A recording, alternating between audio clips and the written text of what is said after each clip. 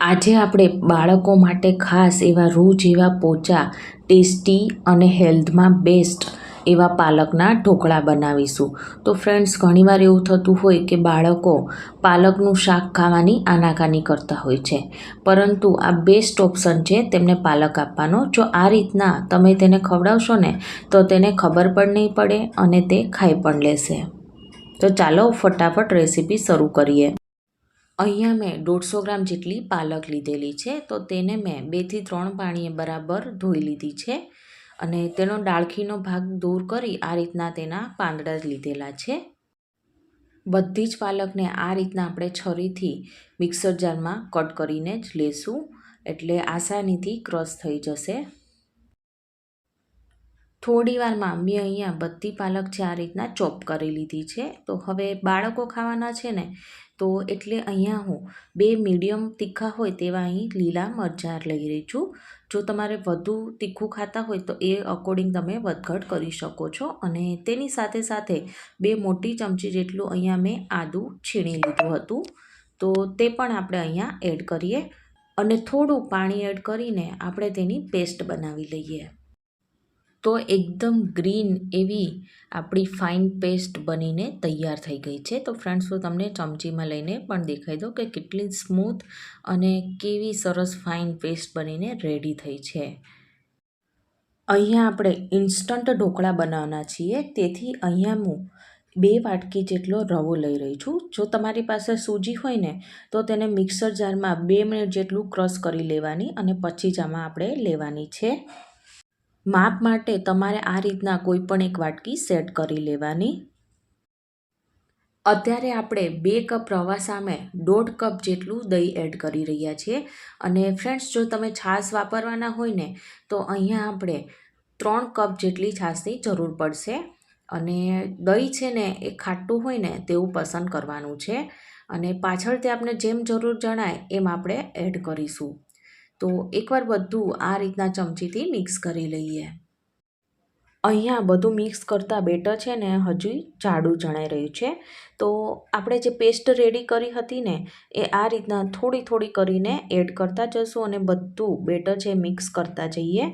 તો આ પેસ્ટ બનાવતા મેં પોણી વાટકી જેટલું પાણી એડ કર્યું હતું.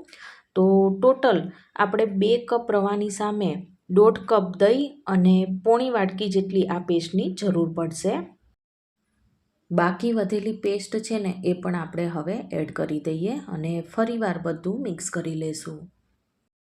હવે આમાં આપણે સ્વાદ અનુસાર નમક એડ કરીએ અને ઢોકળામાં ખાટો મીઠો ટેસ્ટ આવે ને તો તેના માટે અહીંયા હું 1 ચમચી જેટલી ખાંડ એડ કરી રહી છું. અને હવે બધું એકવાર સારી રીતે મિક્સ કરી લઈએ. અહીંયા આપણું બેટર છે ને એકદમ સરસ બનીને તૈયાર થઈ ગયું છે. તેનો કલર પણ કેટલો સરસ આવ્યો છે. તો ફ્રેન્ડ્સ, હવે તેને એક ડીશથી ઢાંકીને 10થી 15 મિનિટ જેટલો રેસ્ટ આપીશું, એટલે સૂજી છે ને એકદમ સરસ ફૂલી જશે. રવો પલળે ને ત્યાં સુધીમાં તો આપણે ઢોકળા મૂકવાની ડીશમાં તેને તેલથી ગ્રીસ કરી લઈશું. તો અહીંયા મેં ઢોકળિયામાં મૂકવાની જે ડીશ હોય તે જ લીધેલી છે. જો તમારી પાસે ઢોકળિયું ના હોય ને તો તમે ડાયરેક્ટ તપેલામાં પણ ઢોકળા બનાવી શકો છો.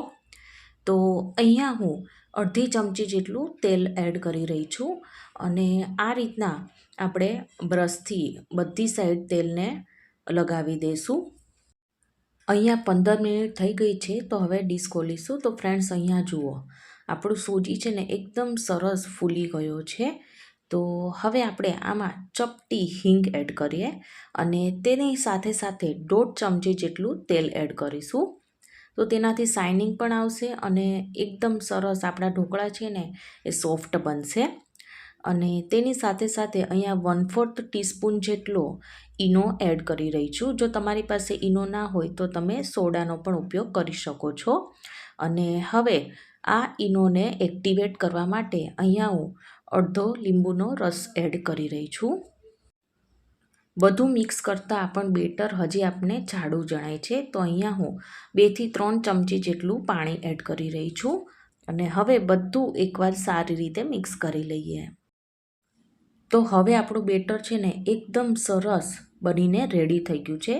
તો ચમચીમાં લઈને આ રીતના નીચે પડે છે. તો બસ આ રીતની જ આપણે તેની કન્સિસ્ટન્સી રાખવાની છે. તો હવે ગ્રીસ કરેલી ડીશમાં તેને આપણે લઈ લેશું.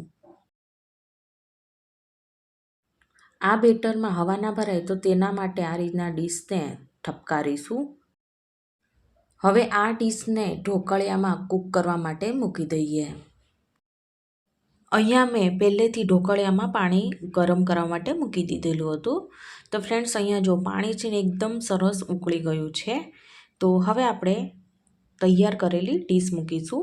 તો અહીંયા એ વાતનું ખાસ ધ્યાન રાખવું કે પાણી ઉકળી જાય ને પછી જ આપણે આમાં ડીશને કૂક કરવા માટે મૂકવાની છે. હવે ઢાંકણ બંધ કરીને એકદમ મીડિયમ ગેસ ઉપર આપણે આને 15થી 20 મિનિટ જેટલા કૂક થવા દેવાના છે. 20 મિનિટ પછી હવે આપણે ઢાંકણ ખોલીશું. તો ફ્રેન્ડ્સ, અહીંયા જુઓ, આપણા ઢોકળા છે ને એ દેખાવમાં અને એકદમ સરસ ફૂલેલા, એકદમ સોફ્ટ એવા બનીને તૈયાર થઈ ગયા છે. તો અહીંયા છરીને અંદર નાખતા તે એકદમ ક્લીન નીકળે છે.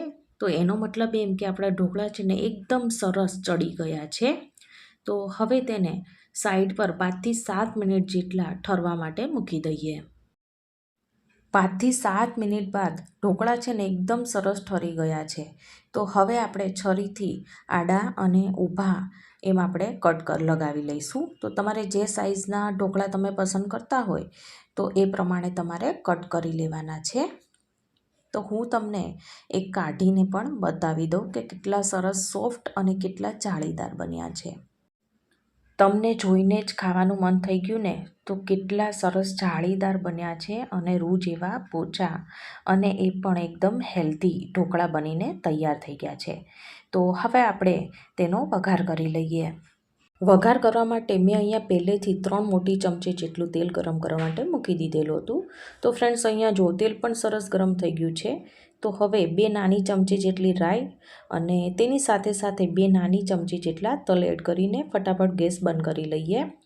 અને તરત જ આપણે ચપટી હિંગ એડ કરીશું અને 8થી 10 જેટલા મીઠા લીમડાના પાન એડ કરીએ. અને આ વઘારને હવે આપણે ઢોકળા ઉપર રેડી દઈએ. તો આ રીતના ચમચીથી બધા વઘારને ઢોકળા પર રેડી દઈએ.